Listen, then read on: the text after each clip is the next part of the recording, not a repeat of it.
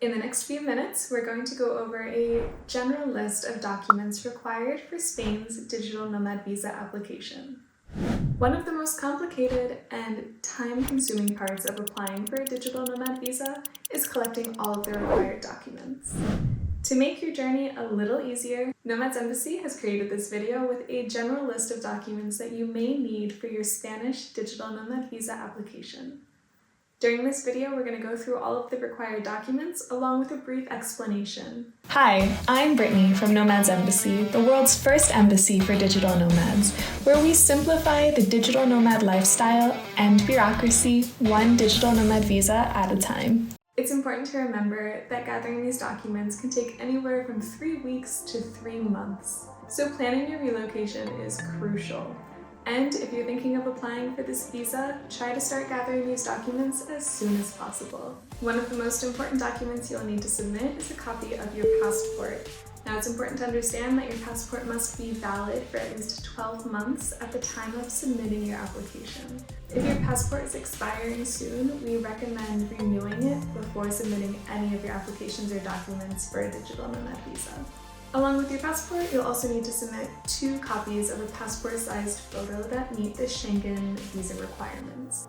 The next document is proof of remote work. So this can be a contract with your employer expressly stating that you can work remotely 100% of the time. If you're a freelancer, you can show proof of remote work through client contracts. It's also helpful if these also state that the work will be done remotely. Also for freelancers, it's a good idea to set up an LLC or some kind of business entity to further prove your remote work status. You will also need to provide documents to prove that you meet the minimum income requirement. As of 2024, for individual applicants, this is €2,646 per month.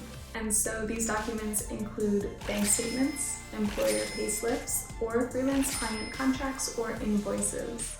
Whether you're an employee for a company or you own an LLC and you freelance, you will also need to provide documentation proving that the company or your LLC has been in operation for at least 1 year.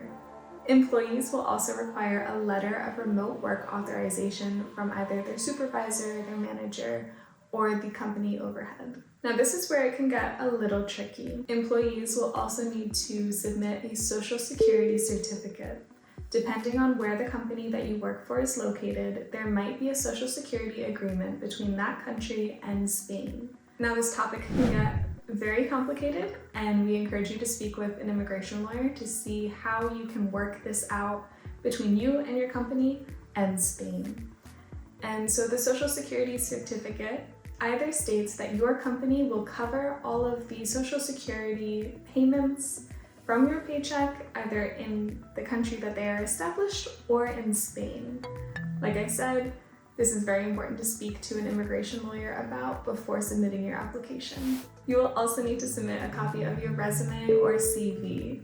And this is mostly to prove that you have experience in working in your field and that you have held your position for at least 1 year before applying.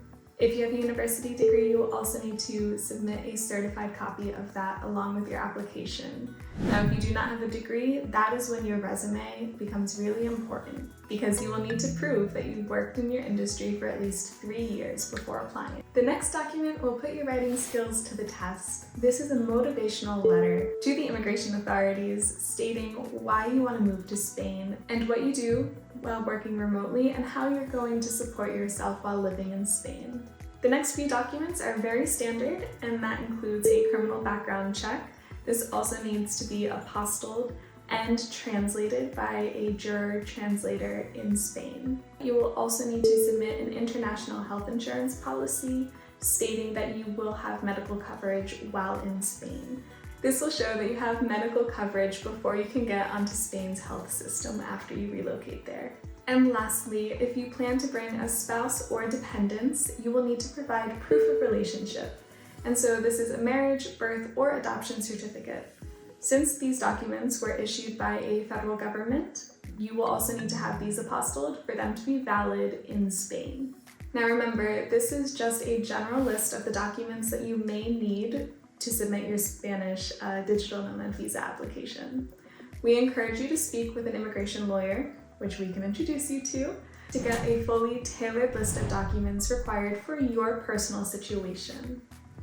If you're interested in having a one-on-one consultation with an immigration lawyer to discuss Spain's digital nomad visa, you can complete the contact form in the article linked in the description below this video. You will receive a free digital nomad visa eligibility check. If you are eligible for Spain's digital nomad visa, we will happily introduce you to our immigration lawyer partner. As Europe's most popular digital nomad visa, it doesn't necessarily mean that it's the easiest. But watching videos like this and following Nomad's embassy definitely makes it a little easier overall.